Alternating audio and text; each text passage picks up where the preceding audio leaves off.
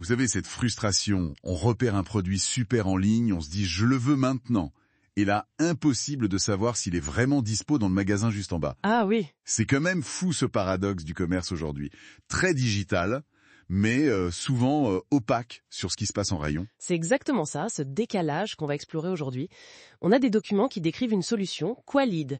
L'idée, c'est de voir comment ils essayent de reconnecter le numérique et le magasin physique grâce à la géolocalisation des produits. En fait, le problème central, c'est cette rupture entre le désir du produit et sa présence réelle, là, tout de suite. D'accord. Alors, parlons de ce paradoxe du retail. Même avec toutes ces stratégies omnicanales, celles qui veulent fluidifier le parcours web-magasin, le consommateur il reste souvent dans le flou. Ce produit précis, il est en stock ou pas?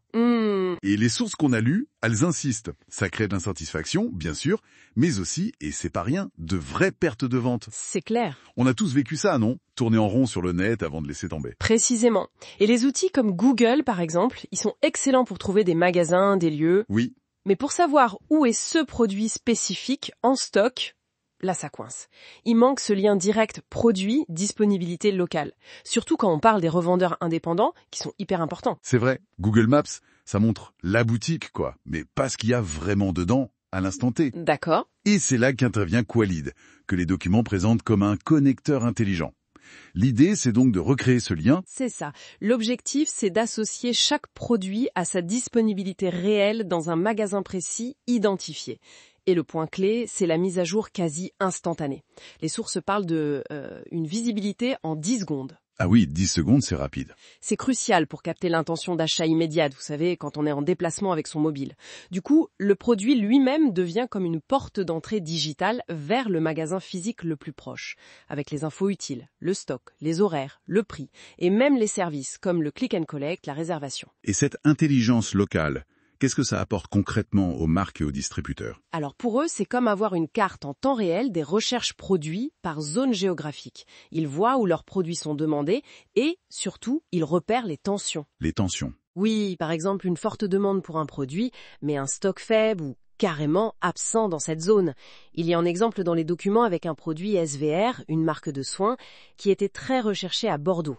Et ça a alerté un distributeur local qui n'en avait plus en stock. D'accord, ça permet un pilotage très fin du réseau alors. C'est l'idée, oui, un pilotage beaucoup plus granulaire. C'est très intéressant, mais on imagine que la fiabilité de tout ça repose quand même sur la qualité des données de stock. Absolument. Qui sont fournies par chaque magasin, chaque revendeur.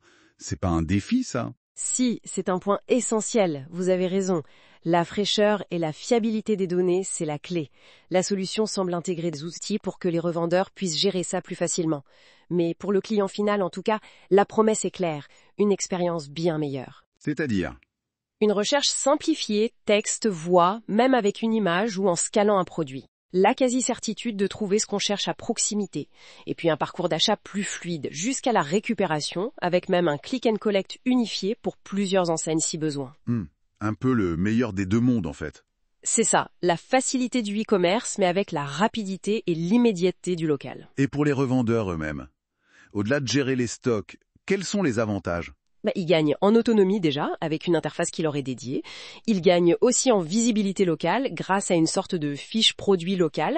Ils accèdent aux données de recherche dans leur zone, ce qui est précieux. Oui, et ils reçoivent des alertes si un produit est recherché près de chez eux, mais qu'ils ne l'ont pas. C'est présenté comme une solution assez complète pour eux.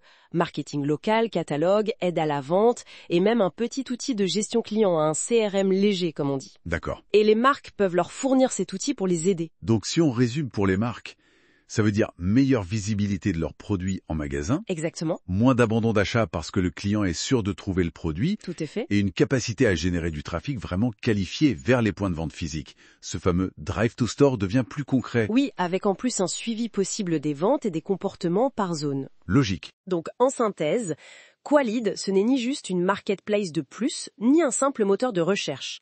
C'est vraiment ce connecteur intelligent. Il fait le lien entre le produit, la marque, le distributeur et le client. Comment? En rendant le stock physique visible et activable numériquement. Au fond, chaque produit dans un magasin devient un point d'entrée digital direct vers ce magasin. Ça pourrait même, potentiellement, court-circuiter certains parcours d'achat purement en ligne, qui parfois nous éloignent un peu des commerces locaux. Et ça nous amène à une dernière réflexion.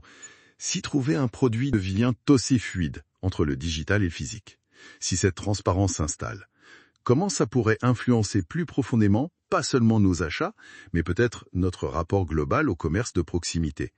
Est-ce que ça pourrait redynamiser l'économie locale d'une nouvelle manière? C'est une question intéressante à laisser mûrir.